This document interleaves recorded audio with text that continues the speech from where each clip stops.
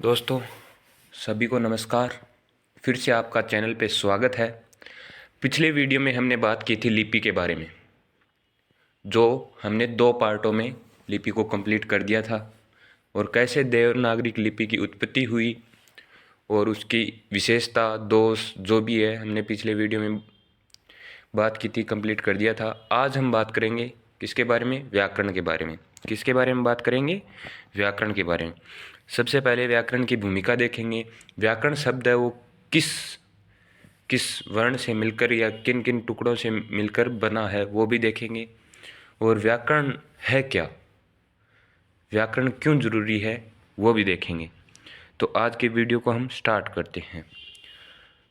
देखो, व्याकरण शब्द है जो वी प्लस आ प्लस करण से बना है।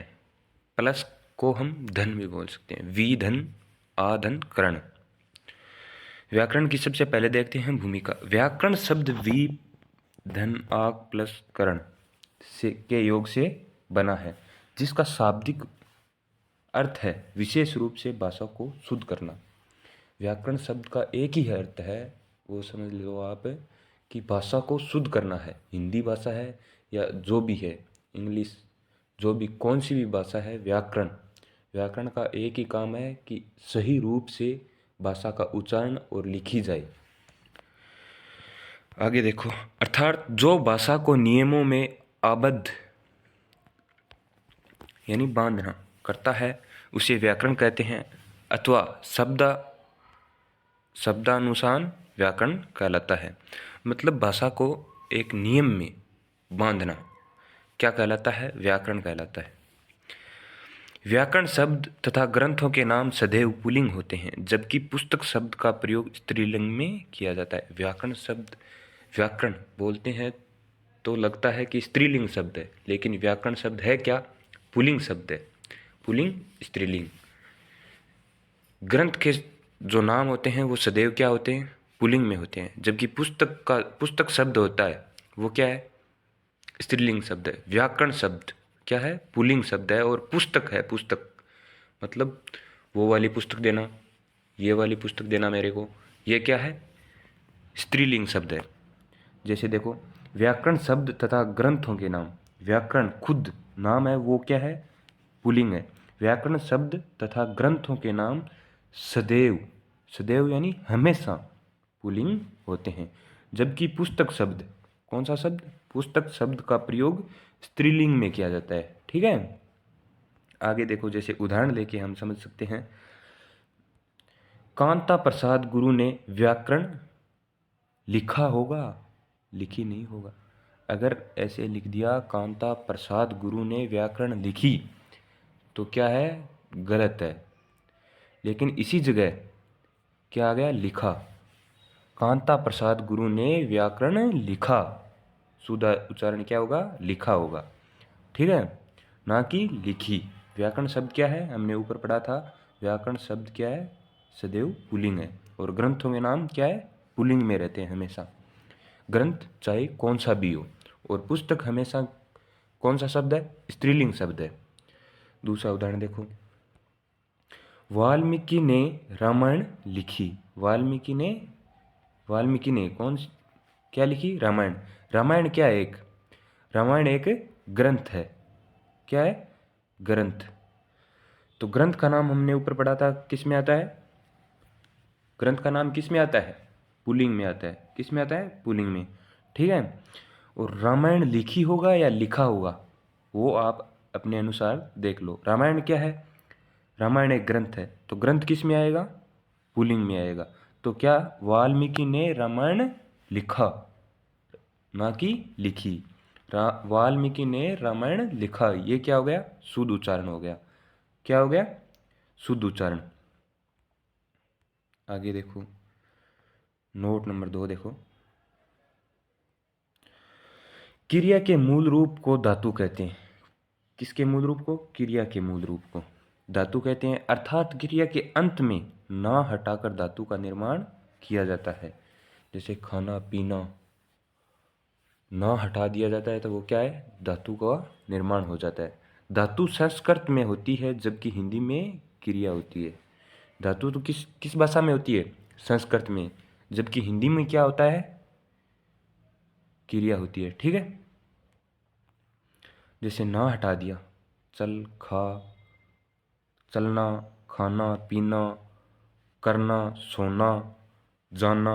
इसमें चलना में ना हटा दिया, चल, खा, खाना में ना हटा दिया, खा, पीना में ना हटा दिया तो पी बचा, करना में ना हटा दिया तो कर, सोना में ना हटा दिया तो सो, जाना में ना हटा दिया तो जा, इत्यादि। ठीक है, धातु का निर्माण कैसे होता है एग्जाम्पल के तौर या उदाहरण के तौर पे हमने इसमें देख लिया नोट नंबर 2 में। आगे देखो,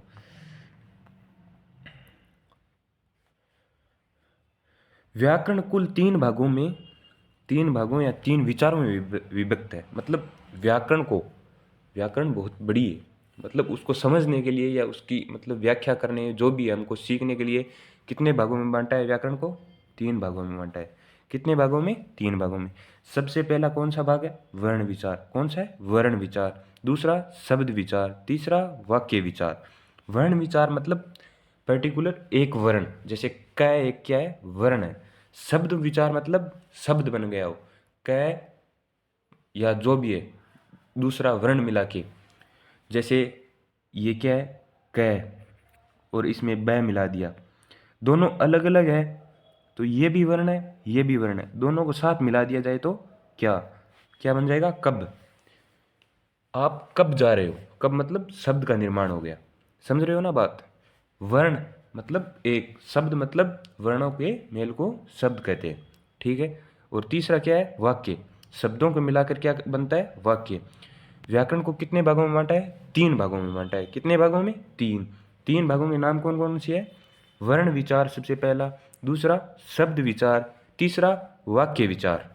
किन के भेद है? व्याकरण को समझने के लिए कितने भागों में बांटा गया? 3 भागों में। सबसे पहला हो गया वर्ण विचार, दूसरा शब्द विचार, तीसरा वाक्य विचार। आगे देखो, इतना समझ में आ गया तो सबसे हम पहले देख लेते हैं शब्द विचार को। ठीक है,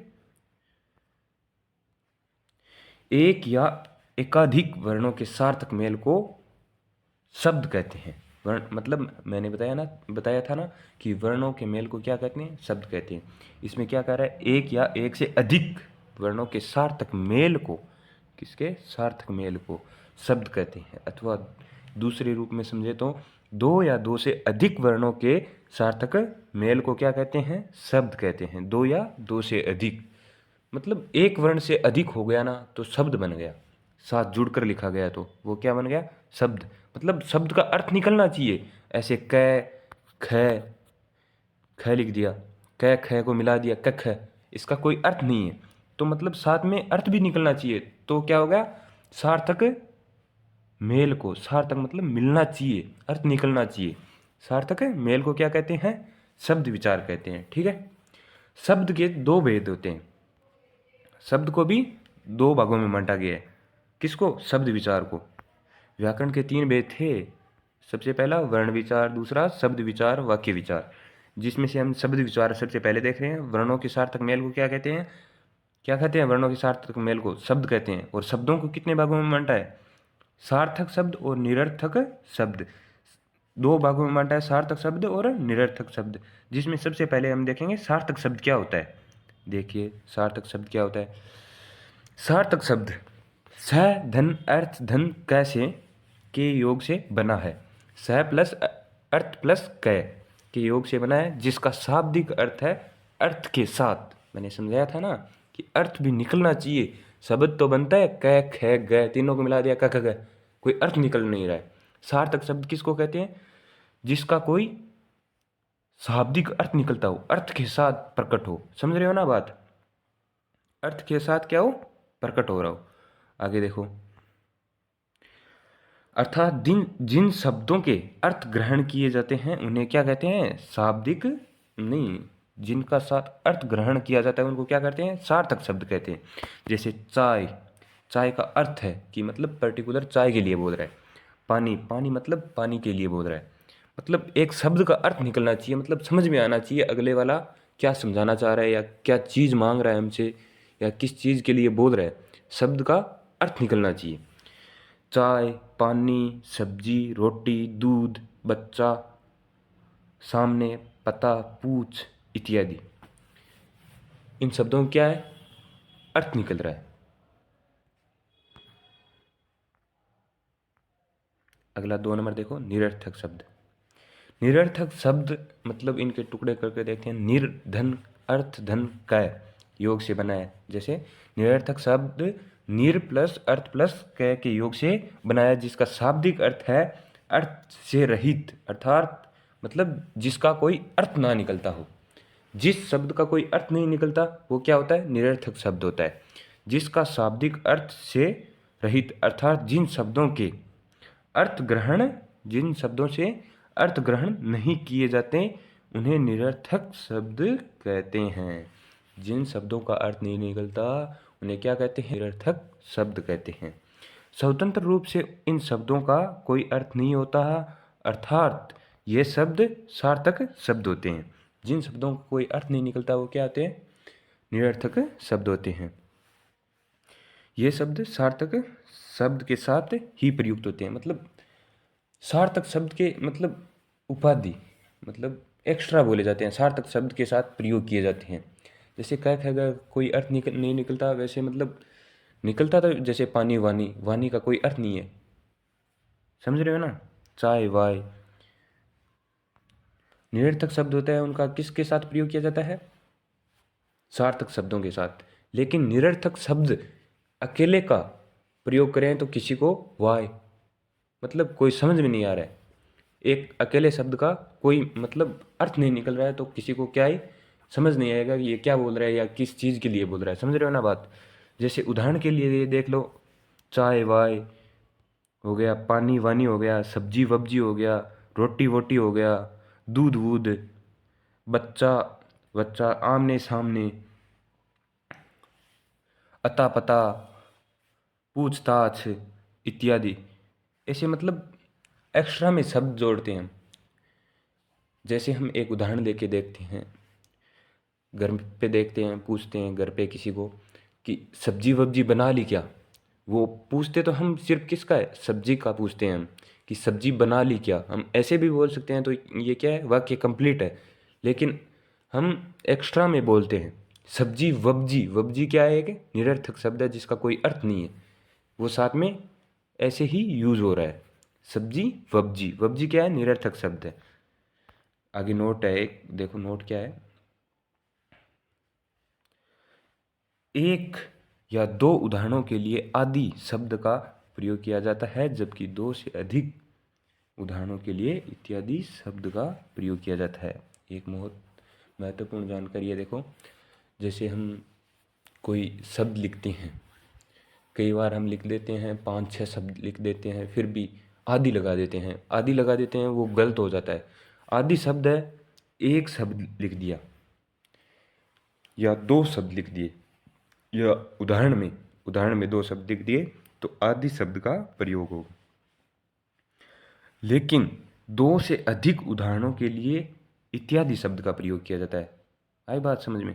जैसे मैं आपको दिखाता हूँ आपको, देखो दो से अधिक उदाहरण है, ये इतने सारे क्या है, दो से अधिक उदाहरण है, समझ रहे हो ना। कितने है, दो से अधिक उदाहरण है ये, ठीक है। तो हमने क्या यूज किया, इत्यादि शब्द यूज किया। अगर यहाँ ही ये दो उदाहरण होते चाय वानी तो हम आदि लगाते, आगे क्या लगाते, आदि। दो उदाहरण होते तो, अगर दो से अधिक है तो वहाँ इत्यादि शब्द यूज होगा, समझ रहे हो बात। ये इसका कहने का तात्पर्य है। सार्थक शब्दों को देखो आगे कितने भागों में बांटा है। सार्थक शब्द का वर्गीकरण देखते हैं हम। सार्थक शब्द के हम का वर्गीकरण है हम 4 तरीके से करते हैं। सबसे पहले अर्थ के आधार पर करते हैं, फिर रचना के आधार पर करते हैं, फिर उत्पत्ति के आधार पर करते हैं और फिर रूप के आधार पर करते हैं। सार्थक शब्द का वर्गीकरण कितने प्रकार से करते हैं, 4 प्रकार से करते हैं। अर्थ के आधार पर, रचना के आधार पर और उत्पत्ति के आधार पर। शब्द पढ़े हमने, सबसे पहले व्याकरण पढ़े, व्याकरण पढ़ा, व्याकरण पढ़ी नहीं, व्याकरण पढ़ा। व्याकरण के कितने भेद हैं, 3 भेद, वर्ण, शब्द और किसके, वाक्य। समझ रहे हो। और सबसे पहले हमने देखा शब्द, शब्द दो लिए, सार्थक और निरर्थक, और सार्थक का वर्गीकरण देख रहे हैं और निरर्थक का भी हम नहीं देख रहे, आगे देखेंगे। सार्थक शब्द का वर्गीकरण देख रहे हैं। वर्गीकरण सार्थक शब्दों का 4 प्रकार से किया गया है। सबसे पहले अर्थ के आधार पर, फिर रचना के आधार पर, फिर उत्पत्ति के आधार पर, फिर रूप के आधार पर। ठीक है। अर्थ के आधार पर देखें तो कितने भागों में बांटा गया है, देखो। एकार्थी शब्द, अनेकार्थी शब्द, अर्थ के आधार में क्या क्या आता है व्याकरण में, देखो। एकार्थी शब्द आ गया, अनेकार्थी शब्द आ गया, विलोम शब्द आ गए, पर्यायवाची शब्द आ गए, शब्द युग्म आ गए, वाक्यांश के लिए एक शब्द आ गए। ठीक है। और इसमें देखो रचना के आधार पर, देखो रचना के आधार पर, कलर चेंज कर लेता हूं मैं एक बार। रचना के आधार पर देखो रूढ़, रूढ़ शब्द आ गए, यौगिक आ गए और योग रूढ़ आ गए। ठीक है। और उत्पत्ति के आधार पर देखो तत्सम शब्द आ गए, तद्भव शब्द आ गए, देशज आ गए, विदेशी आ गए, और संकर शब्द आ गए, अनुकरणात्मक शब्द आ गए। ठीक है। और रूप के आधार पर देखो, रूप के आधार पर कितने भागों में बांटा गया है, रूप के आधार पर 2 भागों में, विकारी और अविकारी। कितने भागों में बांटा गया है, विकारी और अविकारी। और इनके बारे में हम पढ़ेंगे कल। अर्थ के आधार पर देख लेंगे, रचना के आधार पर, और उत्पत्ति और रूप के आधार पर। इनमें से कोई एक टॉपिक ले लेंगे और उसको आराम से समझ करा देता हूँ मैं पूरा PDF का आपको। सबसे पहले देखा हमने व्याकरण, व्याकरण की भूमिका देखी। व्याकरण क्या चीज़ है, जो भाषा के नियमों को आबद्ध, मतलब एक नियम में बांध दे, वाक्य अथवा शब्दानुसार व्याकरण होता है, जिसका शाब्दिक अर्थ विशेष रूप चारों ओर भाषा को शुद्ध करना होता है व्याकरण का। व्याकरण शब्द ग्रंथों का व्याकरण और ग्रंथों का नाम सदैव हमेशा पुल्लिंग में होता है, जबकि पुस्तक शब्द क्या है, स्त्रीलिंग है। जैसे उदाहरण के लिए हमने 2 उदाहरण देखे थे, वाल्मीकि ने रामायण लिखी नहीं होगा, वाल्मीकि ने रामायण लिखा, क्योंकि रामायण क्या है, एक ग्रंथ है। फिर 2 नंबर हमने नोट देखा, क्रिया के मूल रूप को क्या कहते हैं, धातु कहते हैं, अर्थात क्रिया के अंत में ना हटाकर धातु का निर्माण किया जाता है। धातु संस्कृत में होती है, जबकि हिंदी में क्या होती है, क्रिया होती है। क्रिया के अगर अंत में ना हटा दिया तो वो संस्कृत का मतलब धातु बन जाएगा, और धातु हमेशा किस भाषा में होता है, संस्कृत में होता है। जैसे चलना, खाना, पीना, चलना क्या है, क्रिया है हिंदी की, और ना हटा दिया तो चल, ये क्या बन गया, धातु बन गया। व्याकरण कुल 3 भागों में, वर्ण, शब्द और वाक्य। शब्द, जिसमें से हमने देखा सबसे पहले शब्द, शब्द एक से अधिक वर्णों के मेल के सार्थक, सार्थक मेल को क्या कहते हैं, शब्द कहते हैं। सार्थक और निरर्थक 2 हो गए। सार्थक शब्द किसको कहते हैं, जिसका शाब्दिक अर्थ के साथ मतलब ग्रहण किया जाए, उसको क्या कहते हैं, शाब्दिक अर्थ ग्रहण साथ में मतलब पता चले तो उसको क्या कहेंगे, सार्थक शब्द कहेंगे। जैसे ये उदाहरण देखिए, चाय, पानी, सब्जी इत्यादि। 2 से अधिक मतलब शब्द हो या उदाहरण हो तो क्या होगा, इत्यादि होगा। अगर 2 शब्द होंगे तो क्या होगा, 1 या 2 शब्द उदाहरण, 2 शब्द उदाहरण होंगे तो क्या होगा, आदि। निरर्थक शब्द किसके कहते हैं, जिस शब्द का कोई अर्थ नहीं निकलता हो, लेकिन सार्थक शब्द के साथ क्या किया जाता है, इनका प्रयोग किया जाता है निरर्थक का। जैसे पानी, वानी, चाय, वाय, वाय क्या हो गया, निरर्थक शब्द हो गया। ये हमने देख लिया, आदि का प्रयोग कब किया जाता है, इत्यादि का कब प्रयोग किया जाता है। रचना के सार्थक शब्दों का वर्गीकरण देख लिया, 4 प्रकार से होता है, अर्थ के आधार पर, रचना के आधार पर, उत्पत्ति के आधार पर और रूप के आधार पर। और इनका वर्गीकरण देख लिया, व्याकरण में कौन कौन से टॉपिक किस भाग में आते हैं, अर्थ में कौन से आते हैं, रचना में कौन से आते हैं, उत्पत्ति में कौन से आते हैं, रूप के आधार पर कौन से किस में आते हैं। ठीक है। तो आप सभी का धन्यवाद वीडियो देखने के लिए।